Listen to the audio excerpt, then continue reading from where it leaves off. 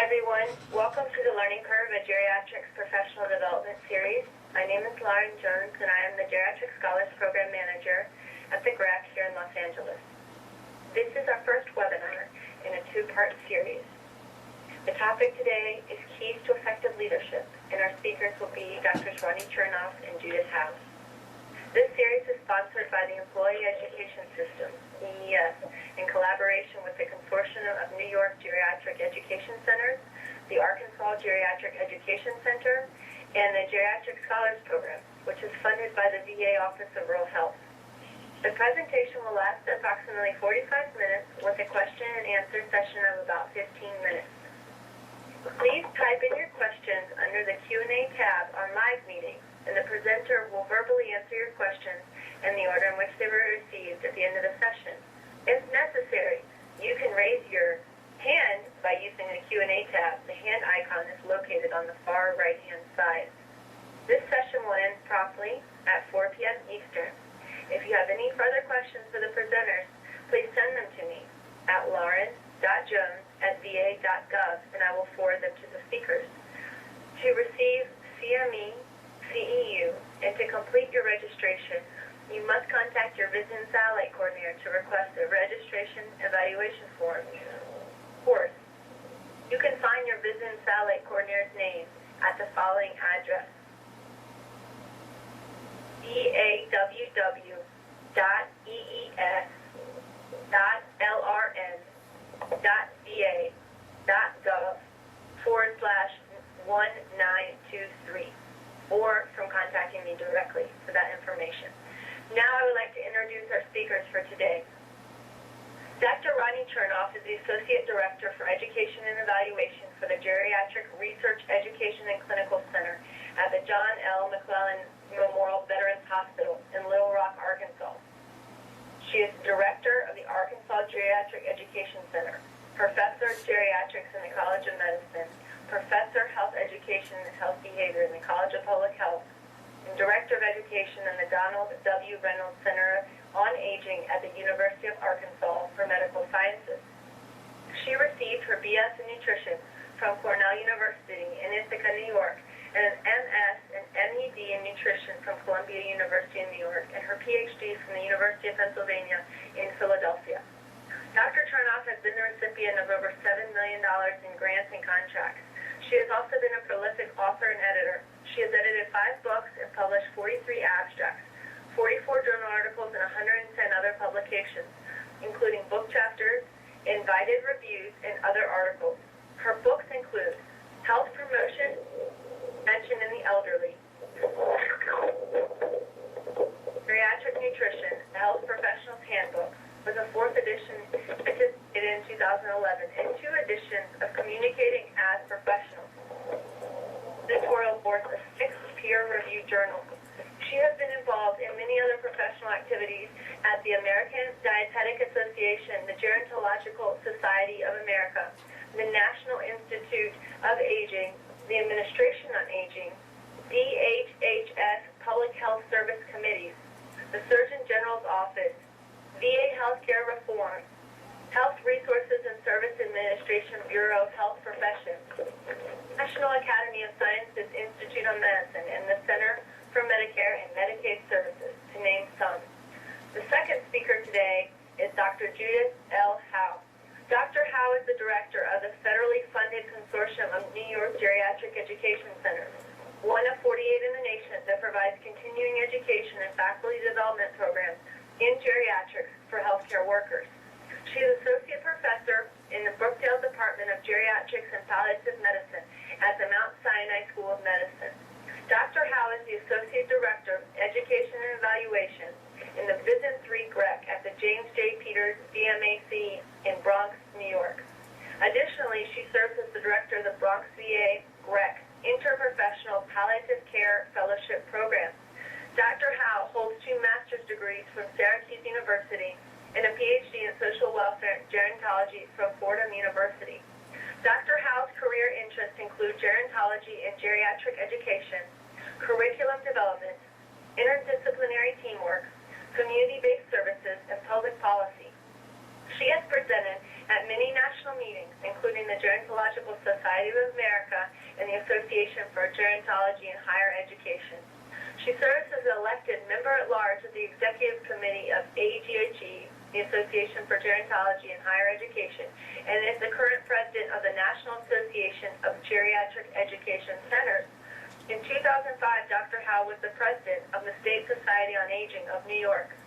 She has published on a range of gerontological topics in gerontology and geriatrics education, the Journal of Social Work, in End of Life and Palliative Care, and Journal of the American Geriatric Society. Dr. Howe is a fellow of AGHE, the Gerontological Society of America, and the New York Academy of Medicine. With that said, it is my pleasure to welcome Drs. Ronnie Chernoff and Judith Howe. Dr. Chernoff? Yes, I am here. Thank you very much, Lauren. Let me just say one thing before we get started. There's been a lot of background noise on the line, so if everybody could just mute their phones, I think that would make it easier for everybody else.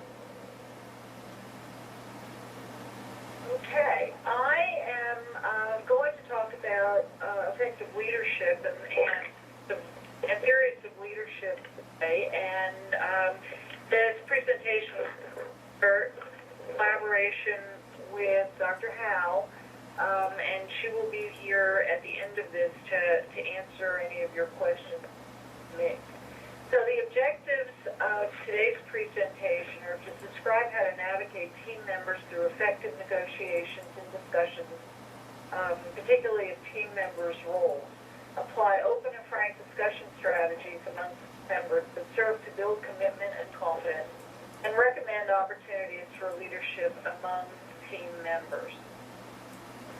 Leaders are born. Are not born, they are made, and therefore anyone can develop the skills to be an effective leader. It's not something that you necessarily come by naturally, but something that is certainly people are capable of learning.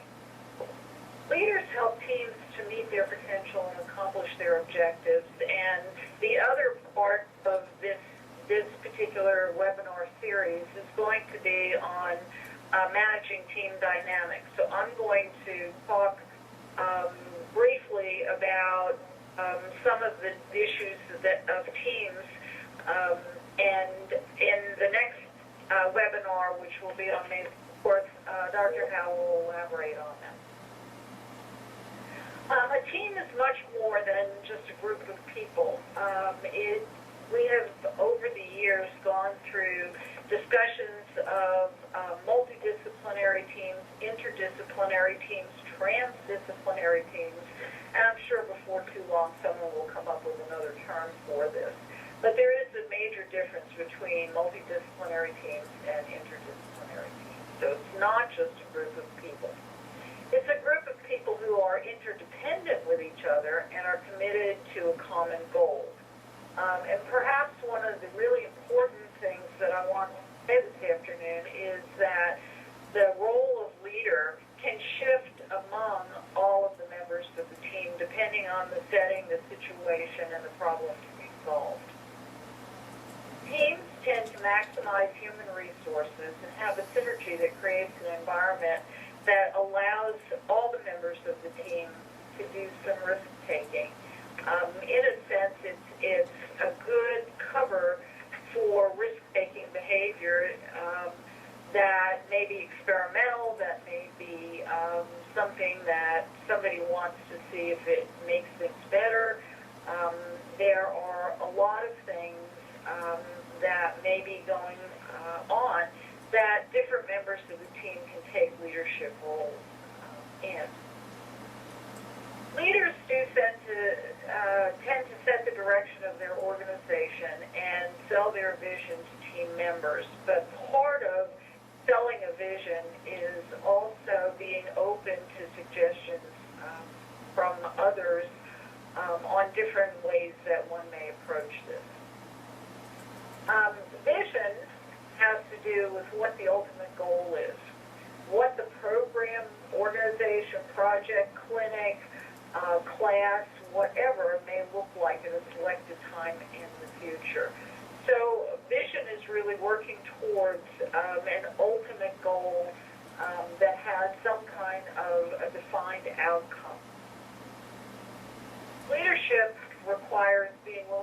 assume certain responsibilities, and be the cover for risk-taking, and be the one to take the group's concerns to a colleague. Being a leader is actually more than just fun and games. It is not.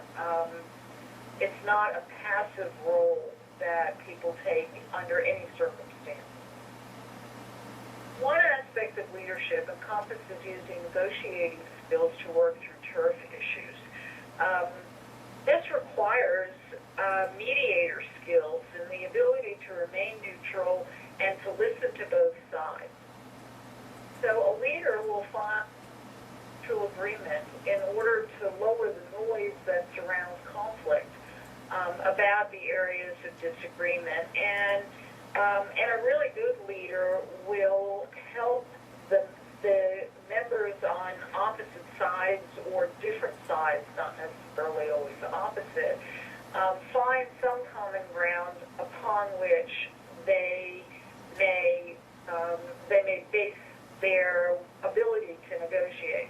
So if there's a common ground that people can come to, it lowers all of the tension in that at least some of the things have been agreed on can be moved off the table because there is an area of agreement. A skilled leader will keep discussions respectful, no name calling, no free jabs. They will encourage openness and honest discussion, and will keep the conversation inclusive. I think it's important to keep a perspective that the VA, in fact, has been way, way, way ahead of most healthcare institutions, schools, wherever healthcare is practiced, by a program that was started back in actually, I think, the late 70s, called Interdisciplinary Team Training in Geriatrics. And the whole concept of delivering health care to elderly patients clearly requires an interdisciplinary team with a fluid leadership. And this was started by the VA and grew enormously through the 80s and into the 90s. And the VA decided at some point that this was part of our institutional culture, and the specific interdisciplinary team training activities sort of got incorporated into a variety of services. And it's been interesting to watch that in this year, that the whole concept of the need for team training has come back. And having been around for some years, it was really interesting the kinds of dynamics and the kinds of discussions and the kind of negotiation that went on with those teams in the interest of providing better care to our elderly veterans. A skilled leader will also create leadership opportunities for team members, and part of what our approach to this is here in our GREC and GEC is that people have responsibility for different projects, and when that project is being discussed, they are the team leader, and they will take the reins of the discussion and of bringing people into the conversation. And so leadership is not necessarily a static role, but in fact may be something that is fluid amongst a group of people. We recognize that in interdisciplinary healthcare teams, members bring different areas of expertise to the table. And each one of them has something to contribute, and each one of them wants to feel part of the team and wants a sense of ownership and an opportunity to contribute. And a good leader will facilitate the team members' ability to, in fact, do that. In interdisciplinary teams, as I've been saying, leadership is fluid, with different members of the team taking responsibility as the situation or the case shifts, changes, and patient goals may change, team goals may change. But one of the really strong hallmarks of effective leadership is to understand when to lead and when to let others lead. Okay, so leadership functions encompass a variety of activities and strategies. The first thing is to help the group keep focus on goals and not digress, as we tend to do, because then you lose sight of where it was that you were going, and you may not ever get there. A good leader has the ability to make changes as the program evolves, and recognize that the focus of team activities needs to shift on occasion. A good leader will lead the team to decision-making based on facts, not emotions, but on what it is that the strategies are to achieve the goals. A good leader will train members to work with the team. It's when you have, for example, a new employee, how is it that that individual is going to become incorporated into what it is that the team does? And it's really the leader's responsibility to assure that that happens. A leader will be the one to evaluate progress and to follow the accomplishments of the team and periodically remind them of what a good job they're doing. In that, leaders can coach team members and maybe the counselor, and they help people develop their own leadership skills by giving them clues and strategies as to how to do that. A leader will use collaborative methods to involve everyone. I think we've all experienced that happening where there's, in any group, there's usually one or two people who need to be actively brought into the discussion and will sit quietly until they are invited to join. And part of that responsibility is the leaders to not only recognize it, but to facilitate it. The leader will be the one to manage the conflict, and I referred to mediation and negotiating skills earlier.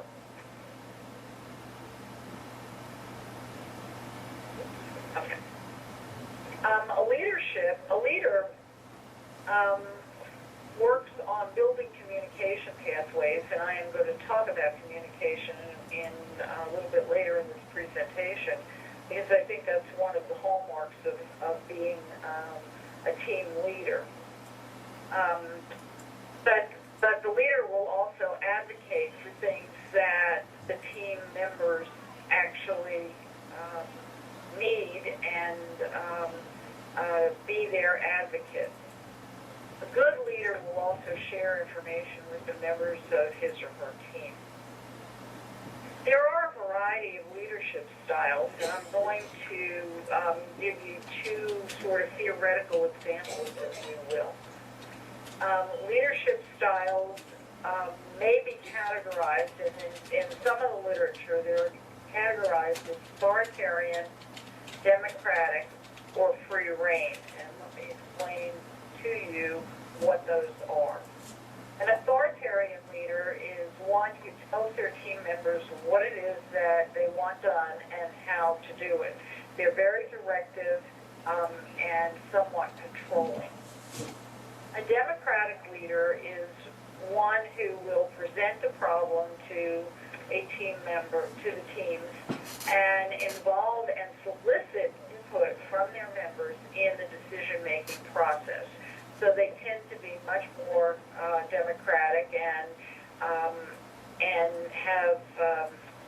develop skills of compromise and help their team members to develop skills to compromise. Free rein leader is one who allows the team members to make the decisions, who puts the problem on the table and lets the team members go at it to solve the problem, and is more what I would call laissez-faire. A good leader uses all three styles depending on the situation, because there are clearly situations where there's no time for negotiation. Certainly in an emergency, somebody has to make the decisions and tell people what to do and how to do it, and when to do it. But in a less urgent situation, will solicit and encourage input from the group, and will at times let them make their own decisions. So that's one theoretical framework for leadership. Bowman and Beale's leadership perspective is somewhat more structured and placed in the social sciences. So structural is a social psychology approach. Human resource is organizational and social psychology. A political leadership is grounded in political science. And symbolic leadership is founded in anthropology. And let me give you and some examples of this. So this is the framework, the Bowman and Beale's leadership perspective framework, and you can see that the center part of this, the working with others, self-management, and working with systems, is more or less what I've described to you in the other terms of leadership, but it has been reframed with the structural, the human resource, the political, and the symbolic frame. So it's just a different schemata, and it is a different theoretical perspective on leadership. Structural framework focuses on the structure within the environment and how to implement things. An effective leader in this type of framework could be considered a social architect whose leadership style is analyzing the problems and designing the solution. If the leader is not effective, is an ineffective leader in this kind of a situation, then they come across looking like a petty tyrant and tend to micromanage. And I have had a lot of experience with ineffective leaders where they try to control the thing by micromanaging the details, and you tend to lose sight of the bigger picture and the ultimate outcome goals that you're focusing on. The human resource framework leaders tend to be more people-oriented. They believe in people, they are more accessible, they share information, they are more likely to have a participatory style where input is solicited from the group and processed with the group. And when somebody is effective at this, they appear to be a catalyst who provides support, advocacy, and empowerment of the members of the team. Somebody who is not very good at this, who is an ineffective leader, can be perceived as being a pushover. In the political framework, a leader will help to clarify what they want, assesses the distribution of power and interest, and may build linkages amongst the team members and with external frameworks such as other teams or other services or other facilities. Someone who is an effective leader in this model is an advocate who tends to build coalitions, but somebody who is not very good at this comes across as being a hustler who is manipulating the situation to achieve their own goals and not necessarily those of the team. In a symbolic framework, the leaders tend to view organizations as the stage to play certain roles and to provide an impression. They may use symbols to capture attention. They may be somewhat visionary. An effective leader will come across as being an inspirational leader who has a vision and is doing an effective job of moving the group towards achieving that vision or towards seeing that vision. An ineffective leader in this style framework may come across as being a fanatic who is doing things with smoke and mirrors and is not really well-grounded in the world or in the world in which you exist, real or otherwise. In the Baldwin and Deal model, leaders can be put into any one of these four categories at any given time, similar to what I said in the other framework relative to, you may be one thing for one occasion or one instance, and then shift as the facts change, shift as the situation changes. So an effective leader should not really rely just on one approach. And as I just said, depending on the situation, one approach may in fact be more suitable than another. Once again, depending on the environment and the situation. For example, during organizational change, we may need structural leaders who are visionary, who may be visionary for a more suitable period of time. Factors that influence leadership style at any one point have to do with how much time it takes and how much time we have to invest in this. Building the nature of relationships, and relationships should be built on respect and trust, and respect and trust goes both ways. It may go more than both ways. It may go in a whole variety of directions, but a good, solid relationship and a series of relationships are built on respect and trust.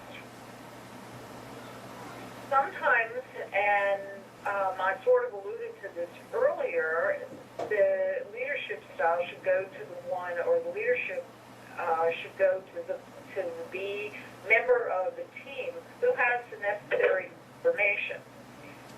It is really making people feel more,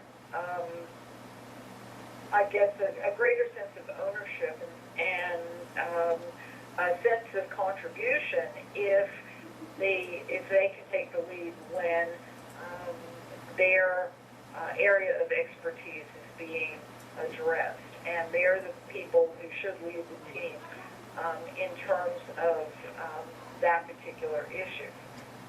Of course, one of the things that's really highly dependent here is the skill of the team members and being able to relinquish leadership roles and accept leadership roles as the situation demands it. And at the same time trying to avoid internal conflicts. Personalities sometimes insinuate their ways into the way the teams relate to each other, and a skilled leader should be able to head that off before it becomes something that in fact takes the group off of the track on which they are headed. Internal conflicts are just what I just described to you, are often just personality. Not everybody likes everybody else in the real world, which is sort of unfortunate, but it does happen. The stress level that's going on within the environment, right now there's a lot of stress free-floating in the air, and people handle stress in different ways, and a good leader will recognize that and try to mitigate their reactions to stressful situations. I mean, here we are facing a government shutdown, and a lot of people are having a lot of stress over that, depending on where they work and what their roles are. Another factor that will influence leadership style will be the type of task that is being dealt with, and whether or not it's something that's highly structured, that can only be achieved by doing step 1, step 2, step 3, as opposed to an unstructured task where it doesn't matter whether or not you go in a linear line from the beginning to the end, as long as you get to where it is that you're going. Sometimes that's really hard for some people. Some function a lot better in a structured environment. Others become very creative and may come up with really creative problem-solving ideas in an unstructured environment, doing an unstructured task.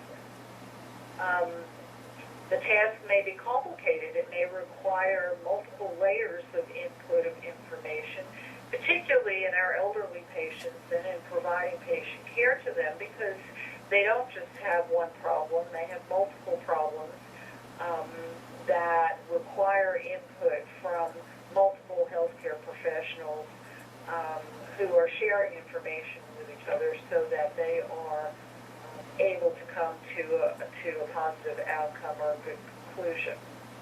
A simple task may be handled by one person, and there may not really be a need for a leader or for group input. But everything, I think, that we encounter in our practice from one day to the next has a component of these different types of tasks, and some are bigger than others depending on the situation. And a good leader will recognize that and will be able to really lead people where it is that they need to go and set priorities and work on finding some solutions as collective groups. And of course, there's always the laws or established procedures. In healthcare, we have a lot of evidence-based guidelines on how to do things, and life really is simpler when you follow the guidelines, and you may achieve the outcome, a positive outcome, with much more ease. But, part of the way those evidence-based guidelines came to be is often through trial and error and comparison and seeing what works better and what it is that will lead to a successful conclusion with a minimum amount of stress. Excuse me. Positive leadership uses rewards to motivate. And those rewards may be a variety of things. It may range from, ordering pizza in for lunch to supporting people to go to meetings, to participating in some kind of fun event, or, who knows, taking time off. But we can motivate people using positive rewards, kind words, and giving credit where credit is due, and that sometimes gets lost in our day-to-day practice. Negative leaders come across as domineering and superior and tend to use penalties to get things done. I have a vision of somebody standing over you with a ruler slapping their hands. That's not really going to motivate a whole lot of people to do anything. Leaders who use a positive style are considered, quote-unquote, real leaders. They are much more popular, and people are much more willing to follow them because they recognize that there's a lot of beneficence in what it is that they're doing. Leadership behaviors may also be categorized as considerate or structured or in a variety of other ways. So let me just define this. Considerate leaders are concerned about the needs of their teams. They tend to be more sensitive to shifts in allegiances and in a comfort level that team members have to have for the leader to bring them along. They tend to build teamwork, help with problems by support, be it as a group or on a one-on-one basis. structured leaders tend to be more task-oriented and lead or perceive that they lead by keeping people safe. And there are a variety of ways that leadership per se can either both reward and or sort of punish people. It can be positive or it can be negative. And clearly an effective leader is one who's going to be positive a whole lot more of the time than somebody who's going to be negative. Part of leadership is goal setting, and the goals that are set by the leader of any group should be realistic and attainable. One of the things that we try to do around here is to set goals that we think we can exceed, because it makes everybody feel like not only have they achieved the goal, but they've gone above and beyond. And we always try to set things up so that we are setting the situation up to be successful, as opposed to setting the goals so high that the team members will feel like that they have failed in achieving the goal. So we always try to set things up not only for success, but to exceed our expectations. And the end result of that is that everybody comes out of it feeling really, really good about what it is that they've done and willing to tackle more. Goals should focus on improving the organization. How can we do things better? And the group per se should be involved in setting these goals, should be looking ahead towards what it is that they can make their situation, their problem solving, their environment better. And when the goals are set, then strategies should be developed to achieve each individual goal. Sometimes I think that people get confused between what are goals and what are strategies. And if you take it even further, what are tasks? But a goal should be an overriding, out on the horizon, falling into the vision category, and the strategies should be what it is that you're going to do to get to that goal.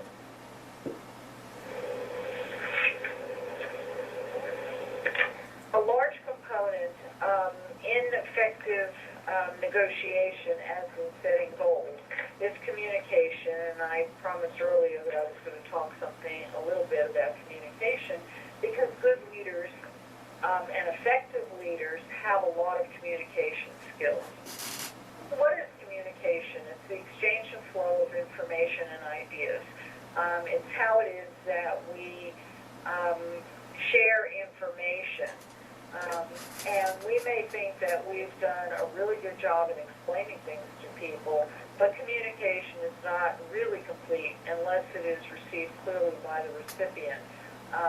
So we need to make sure that the language that we use, I have a new employee, and we sat Monday, and the poor young man was just overwhelmed because this was his first day in the VA, and we talked in our own vernacular. We have our own language. Everything's referred to by codes, by letters, by acronyms.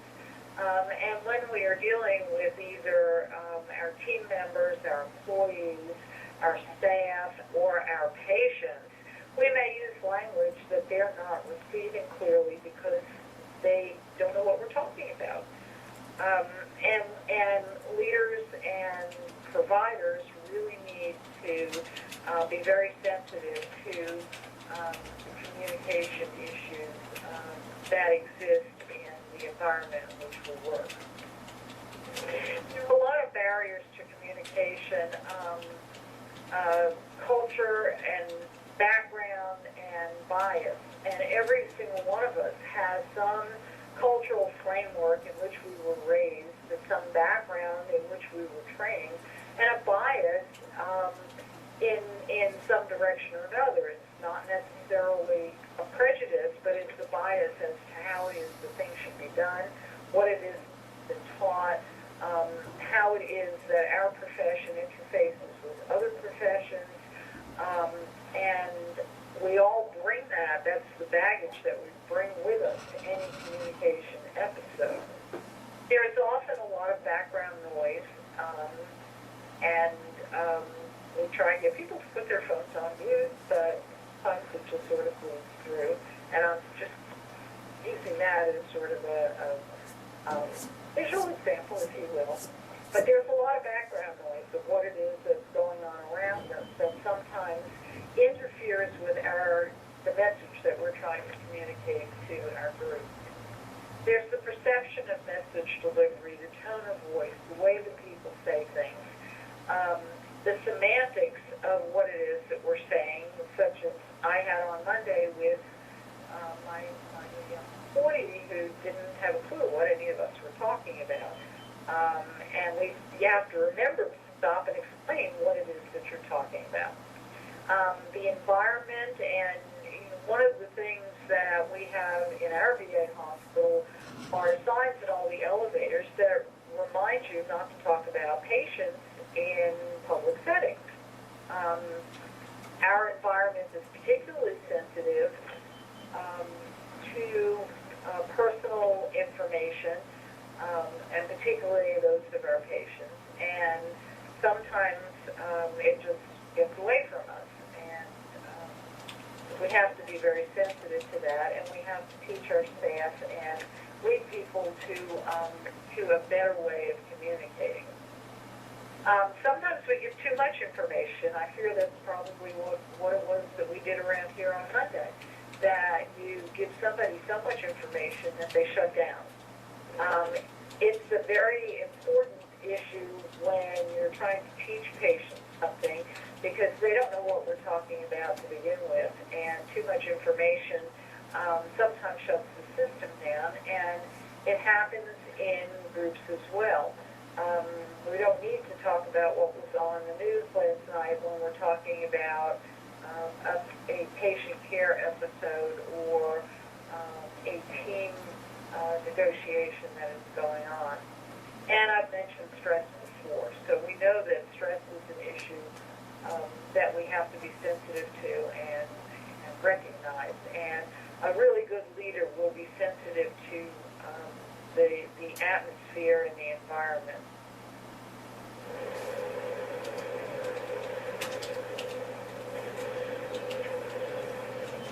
Have an added challenge in that every discipline does speak its own encoded language. We use acronyms and abbreviations that are unique to our profession. Some years ago, we did a program here on looking at health professional groups as different tribes and trying to get them to communicate with each other, because we all speak different languages, or certainly dialects of a language that we sometimes forget. We use a lot of abbreviations for things, and other members of the team may not, in fact, understand what we're talking about.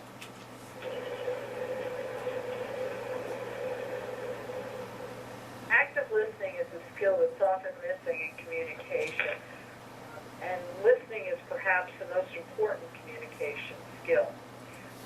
In active listening, you spend more time listening than talking, and in fact, the good leader will spend more time listening than talking and be there to guide the group along the path that he or she has set as the goal.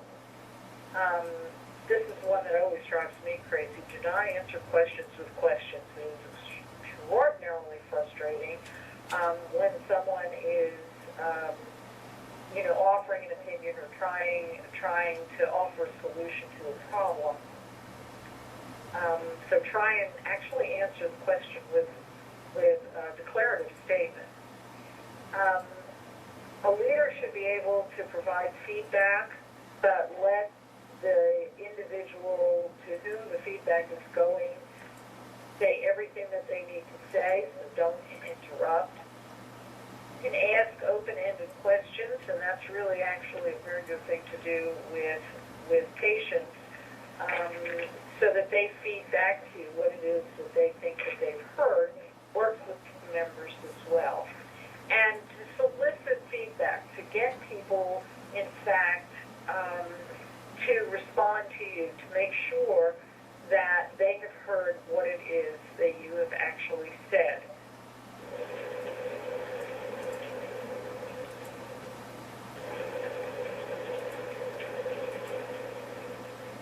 It is. Okay, you can use nonverbal communication, and I think that nonverbal communication in any kind of setting is much more powerful than I think that we actually think that it is. Making eye contact when you're talking to your team, facial expression should be warm and inviting, and scowls should not be allowed. Using gestures, engaging with whoever the speaker is at any particular time by leaning towards them or putting all of your attention on that individual, while at the same time staying within the bounds of respectable space. So I've given you a lot. One of the pieces that Dr. Howe gave me was some thoughts on leadership, which I share with you, that a real leader has no need to lead. He or she is contented to point the way, which I think is actually very profound. The task of the leader is to get people from where they are to where they have not been, and in some instances can't even imagine that they would ever be going. And never tell people how to do things. Tell them what to do, and they will surprise you with their ingenuity and their problem-solving skills. So that is the last slide, and I believe that we have about 12 minutes for discussion and for questions. And Dr. Howe, if there's anything that you would like to add, Thank you, Dr. Chernoff. That was excellent. I just wanted to mention that on May 4th, I will be the lead faculty member on the webinar, which will be focusing on managing team dynamics, which will be very related to Dr. Chernoff's webinar today. We both work together in our presentations, but we made the decision to have one person take the lead. Otherwise, it's just a little complicated. But thank you, and I think now would be a nice time to entertain questions.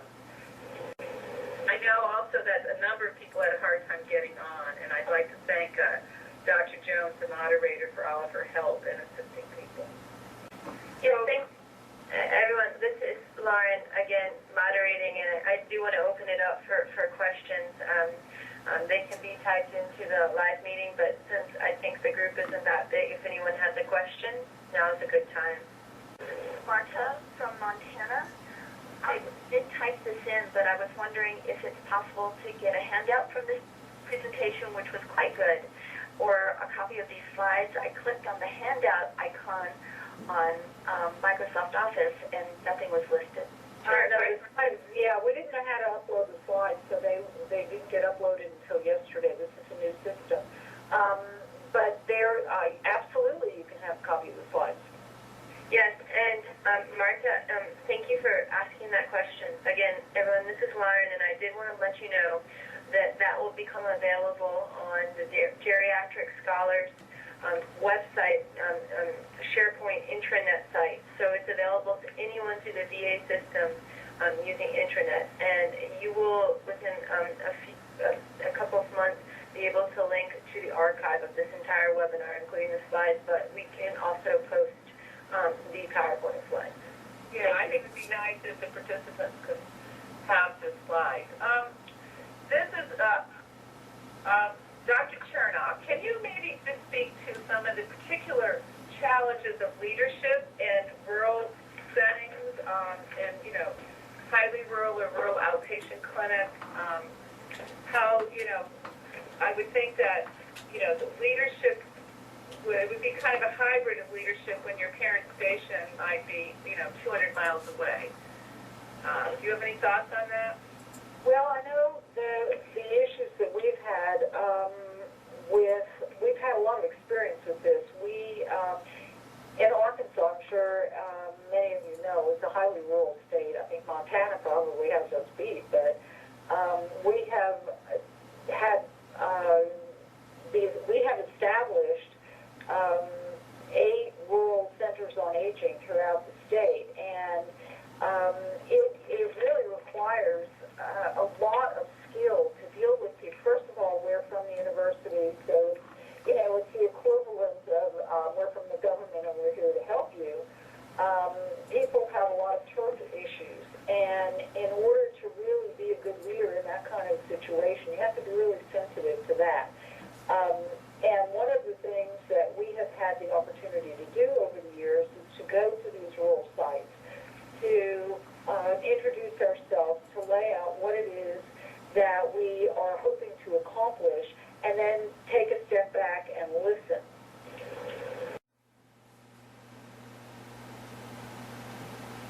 On behalf of the Geriatric Scholars, I would like to thank you, Drs. Trenoff and Howe, for this great presentation. I'd also like to remind you all to contact the Vision Satellite Coordinator for your Scantron sheet. If you need help, please contact me to obtain a Scantron sheet. And thank you all for joining us. We look forward to seeing you on May the 4th for the second webinar in this series, entitled Managing Team Dynamics. For more information or to request another copy of the webinar flyer, please email me at lauren.jones@va.gov. Thank you, everyone. Goodbye.